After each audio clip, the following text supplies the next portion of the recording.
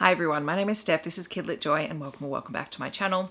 Today I'm here to review Gary Lonesborough's new release. Now I did receive an e-arc from NetGalley, but this week they very kindly sent me a physical copy.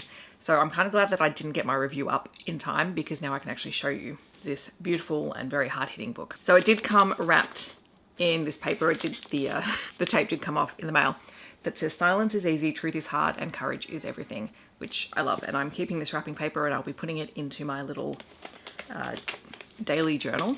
So the book came with a beautiful art print from the front cover as well as a letter from Gary on the back. And this is the book, Good Young Men. This book has my whole heart. So thank you very much to Alan Nunman for sending me a physical copy, because I know you guys sent me an e-arc and I read it and I loved it. And to have a physical copy is just magical. So the art for the cover has been done by Dylan Finney. It's gorgeous. I'll talk a little bit about what Gary has included in his letter a little bit later on.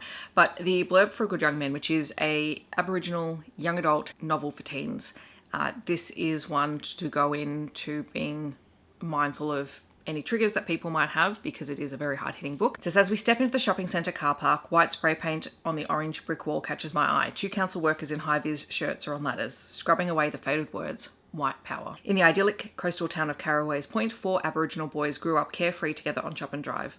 But they drifted apart in high school and everything changed forever the night Brandon was killed by a white cop. Now each boy must wrestle with grief and their own complicated lives. Kallum has lost his sports scholarship and must return from Sydney. Jordy contends with family responsibilities and a closeted boyfriend.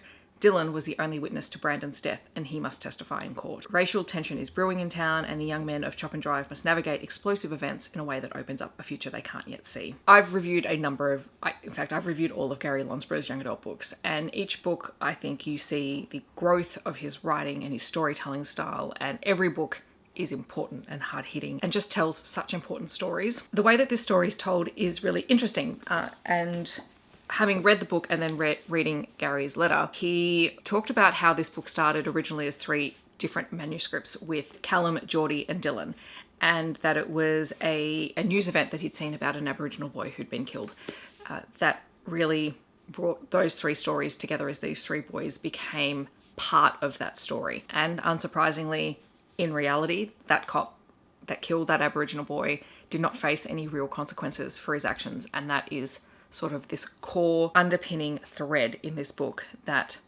the 3 boys in this story are waiting for this trial to happen. The entire town is waiting and kind of holding its breath. And you have the people who need to see justice done, and you have the people who fully believe that that cop did absolutely nothing wrong.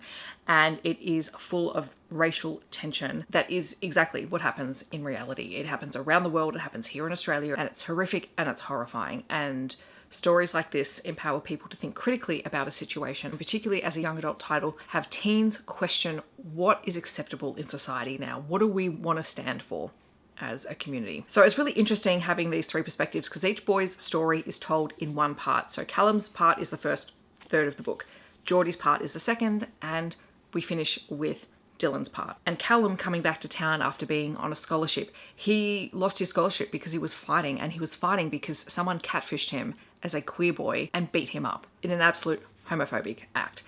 And he doesn't want to talk about why that's happened. He doesn't want to give the reason. He just accepts his expulsion from his school. He had plans of playing professional rugby, but he comes to his hometown because he's just like, what's the point? It's a terrible situation to be in. And when he comes home, he wasn't there for Brandon's death. So he's learning a lot about what happened from his friends in town and sort of reconnecting with the people that he used to know and getting the full picture of what's happening.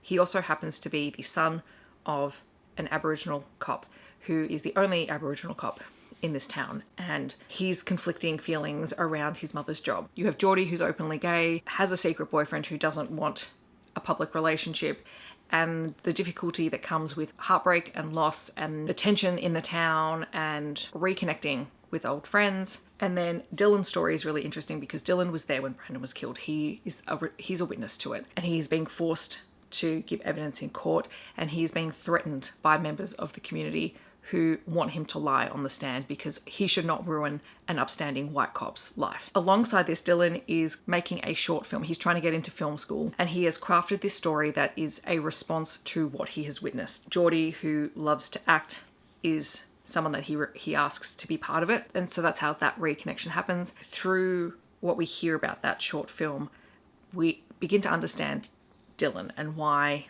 he is the way that he is after such a horrific and traumatic event that he experienced. I don't really have words other than it is incredibly well written. It is so worth picking up to open up a conversation and a dialogue about what happens in Australia and why it's not okay, and to start asking what more do we need to be doing, because clearly the system isn't getting better. So this one is quite a heavy book, as I said at the start of the video, but it is such an important story that Gary has told. It feels really strange to say I really loved the story because it is such a challenging and difficult story, but the experience of Gary's writing and getting to know the three boys and getting to understand who they are and where they're coming from and the things that they're facing is a real pleasure to read because it is done so masterfully. So that is Good Young Men. I can't wait to see what Gary does next because I think he's doing incredibly important work in this YA writing space. Thank you again to the publisher for the e-arc and the finished copy of the book. I will leave information so you can find out more about the book down below.